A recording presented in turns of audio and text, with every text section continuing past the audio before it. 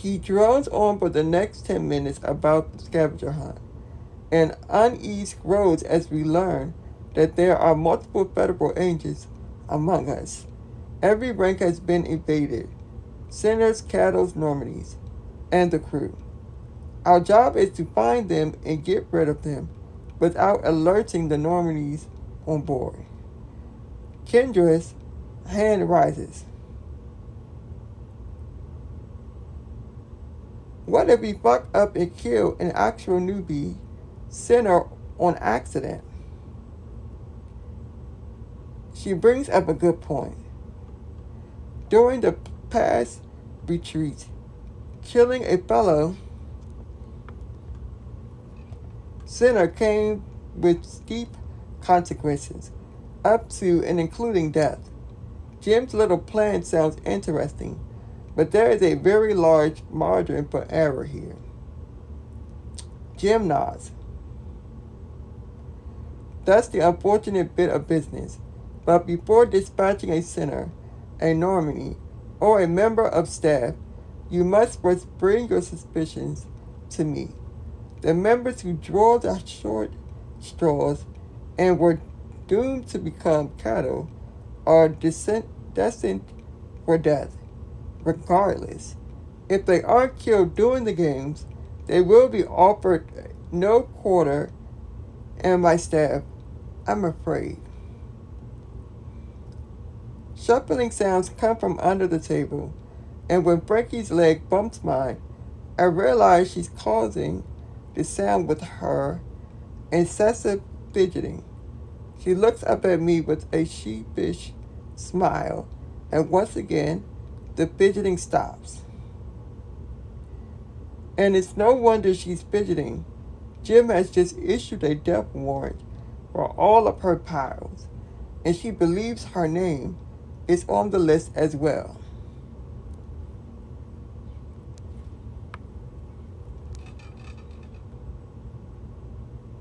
I'm tasked with ensuring that doesn't happen though.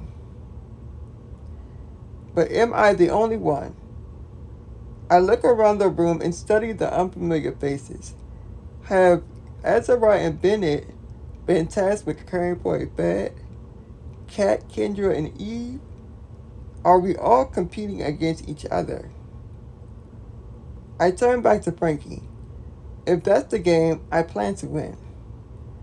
Leaning closer, I whisper in her ear. For the rest of the cruise, don't leave my sight. Her blue eyes widen, but she doesn't speak. Now that we've gotten that business out of the way, let's get on with tonight's game, shall we? Jim pulls the mic from the stand and scrolls over a large sheet. With a wide grin, he grabs one corner and snatches the material away, revealing a large random wheel. Each slice of the colorful, glittery pie has something written on it, but it's too small to read this far away. Murmurs rise from the crowd.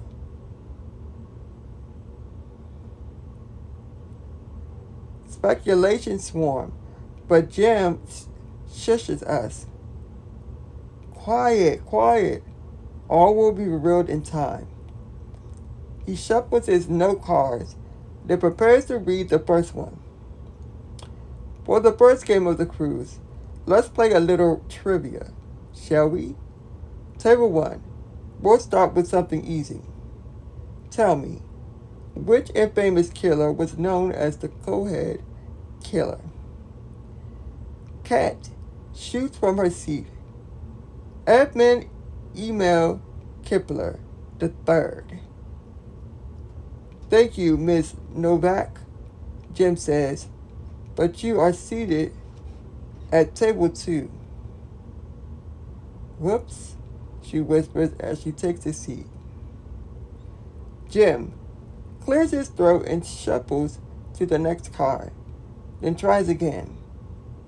Table 1.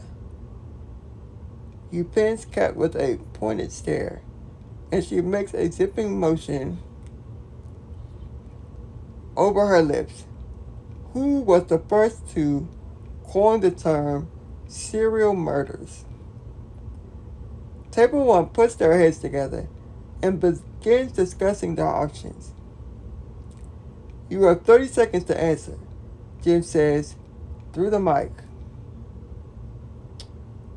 That's so easy, Kendra whispers. Everyone knows Robert Rustler said it first. Frankie turns towards Kendra. Actually, Robert Rustler popularized the term serial killer, but Ernest Glennet, a German criminologist, used the term serial murderer first. I'll save you the German punctuation. Fuck. That's exactly the sort of shit a Fed would know. What did you say your killer name was again? Eve asked. Frankie opens her mouth to answer, and my life flashes before my eyes. If she tells anyone else she's the fucking fisherman, she'll be dead before the clock strikes midnight.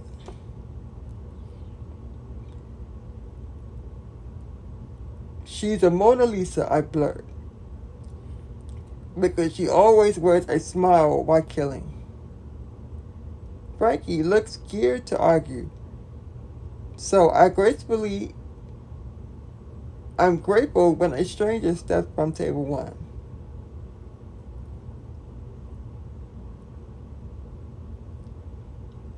That would be Ernest Glennet, the man says. A mischievous twinkle glitz in Jim's eyes as he smiles down at the man. Mark Lewis, isn't it? The man nods. Well, very good job, Mark Lewis. Who on your team knew the answer was Ernest Glennet? That was all me, sir, Mark blasts Jim with a proud smile, looking and sounding every bit like the government agent. Sir? Ha. Avon, one of the new guys, stands at table 1 as his teammate sits. Jim, permission to kill Mark Lewis? The pitiful, doomed Mark Lewis jumps to his feet and runs for the door. Permission granted, Jim says. Avon glances around the room. Seeing no good weapons, he settles on the newly empty chair. His thick arms and barrel chest are so massive that it looks like he's plucking up dollhouse furniture when he grips it and lifts it into the air. In a few quick strides, he reaches Mark Lewis, who struggles to open what must be a locked door. Jim really thought of everything. He's gonna kill him here, in front of everyone? Frankie whispers, and I'm glad I'm the only one who heard her. Yes, I whisper back. We're all killers here, remember? She sits back, but I don't miss the way her hands can't keep still in her lap. A loud thump comes from the other side of the room, and I turn in time to see Avon bring the chair down on the bed's head for a second time. A red, blushed blurples from a slit running through his scalp. Mark goes down, but Avon doesn't stop. Even when a chair leg flies off and puts a large hole in the wall, he keeps swinging until Mark Lewis' skull is reduced to pulp and bone shards. His job finished, Avon returns to his seat, and the game resumes. Our table is next, and I can only hope that Jim doesn't ask a question that could blow Frankie's cover. Then again, she's so busy gawking at the twitching body by the door. I nudge her leg and she schools her face, finally winching her gaze away from death. Table 2. Not all serial killers are created equal. Jim says into the mic. The most notorious killers are not even of our ilk. One of the most disgusting and vile monsters to ever don the title of serial killer was known as the werewolf of Wisteria. What was his actual name?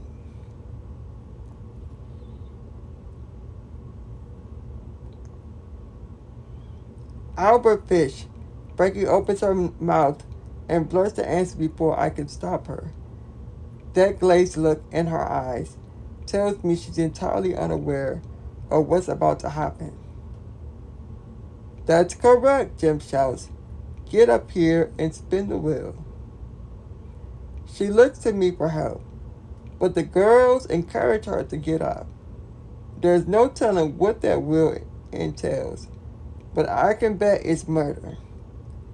I stand, halfway expecting the girls to yank me back into my chair, but Jim is the one who stops me from approaching the stage.